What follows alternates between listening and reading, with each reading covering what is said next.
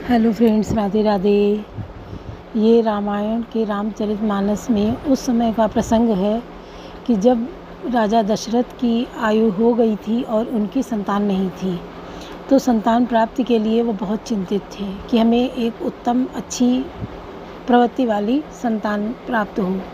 तो उसके लिए उन्होंने पंडितों को बुला के पूछा, तो यज्ञ की बात हुई कि यज्ञ आप करवाइए, तभी आपके यहाँ बच्चा होगा।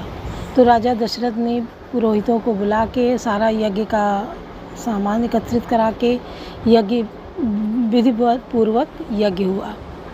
तो यज्ञ से अग्नि देवता के द्वारा जो खीर लेकर प्रकट हुए अग्निदेव, जो खीर उन्होंने दी, उस खीर का प्रसाद उन्होंने अपनी रानियों को खिलाया। जिस प्रकार से रानियों को उन्होंने खीर खिलाई, उसी हिसाब से संतान हुई। बोलिए सियावर रामचंद्र की जय। एक बार भूपति मन माही, बैगलानी मोरे सुत नाही। गुरुग्रह गयो तुरत मई पाला, चरण लागे कर विनय विशाला। एक बार राजा के मन में ग्लानि हुई कि मेरे पुत्र नहीं है। राजा तुरंत ही गुरु के घर गए, वे और चरणों में प्रणाम कर बहुत ही विनय की। निज दुख सुख सब गुण ही सुनायो, कई वशिष्ठ बहु विधि समझायो। धरऊ धीर हुई है सुतचारी, त्रिभुवन विदित भगति भयहारी। राजा ने अपना सारा दुख सुख गुरु को सुनाया। गुरु वशिष्ठ जी ने उन्हें बहुत प्रकार से समझाया और कहा, धीरज धरो, तुम्हारे 4 पुत्र होंगे, वो जो तीनों लोकों में प्रसिद्ध और भक्त के भय को हरने वाले होंगे।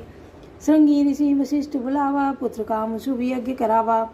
भगत सहित मुनि आहुति दीने, प्रगटे अगिंचरु कर लीने। वशिष्ठ जी ने श्रृंगी ऋषि को बुलवाया और उनके शुभ पुत्र कामेष्ट यज्ञ कराया।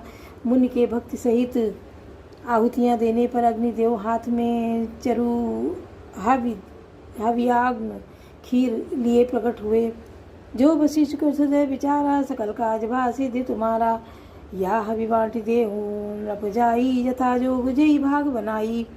और दशरथ से बोले, वशिष्ठ ने हृदय में जो कुछ विचारा था तुम्हारा, वह सब काम सिद्ध हो गया। ही राजन, अब तुम जाकर इस हवियान पायस को, मतलब खीर को, जिसको जैसा उचित हो वैसा भाग बनाकर बांट दो। कौन सो काज कठिन जग माही, जो नहीं हो तात तुम पाही।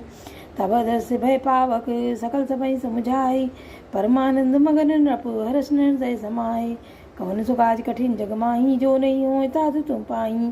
तदनंतर अग्निदेव सारी सभा को समझाकर अंतर्ध्यान हो गए।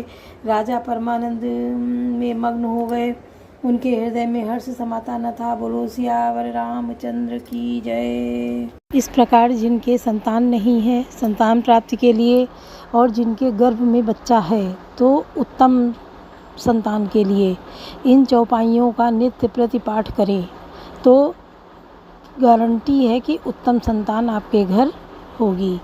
ये चौपाइयाँ क्या हैं, इनको आप बिना अर्थ के अलग से ही याद कर लीजिए कि जैसे एक बार भूपति मन माही, महगलानी मोरे सुत नाही। गुरुग्रह गयो तुरत मई पाला, चरण लागे कर विनय विशाला। निज दुख सब गुण सुनायो, कई वशिष्ठ बहु समझायो।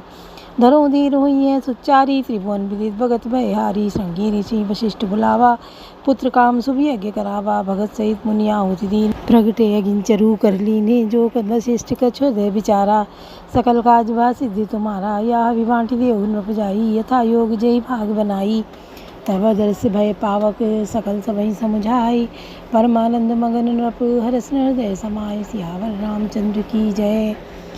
तो ये चौपाइयाँ हैं, इनको आप लोग याद कर लीजिए या इसी में सुन लीजिए यूट्यूब के द्वारा। अगर आप लोग कहेंगे कमेंट में कि अलग से डाल दीजिए, तो मैं अलग से भी इन चौपाइयों को डाल दूँगी। तो आप लोग इन चौपाइयों का पाठ करिए और देखिए फिर आपके घर कितनी अच्छी सुशील सुसंपन्न संतान होगी, जो आपके कुल परिवार का नाम आगे बढ़ाएगी। तो आप लोग इन बातों को ध्यान रखिए कि जो हमारे पूर्वज लिख गए हैं, कुछ गलत नहीं है, सही है। बस हम लोग उन बातों को देखते नहीं हैं, ध्यान नहीं देते हैं कि अपने मन का यूट्यूब और लोगों की बातों में आके हम लोग उल्टा सीधा कर बैठते हैं। ऐसा नहीं है। हमारे धर्म ग्रंथ जो कहते हैं वो बहुत सही है। उनके अनुसार हमें अपने बच्चों को पालना चाहिए, संस्कार देना चाहिए और आप लोग भी इन बातों को फॉलो करें तो आप लोग को भी इन चीज़ों का लाभ होगा। राधे राधे।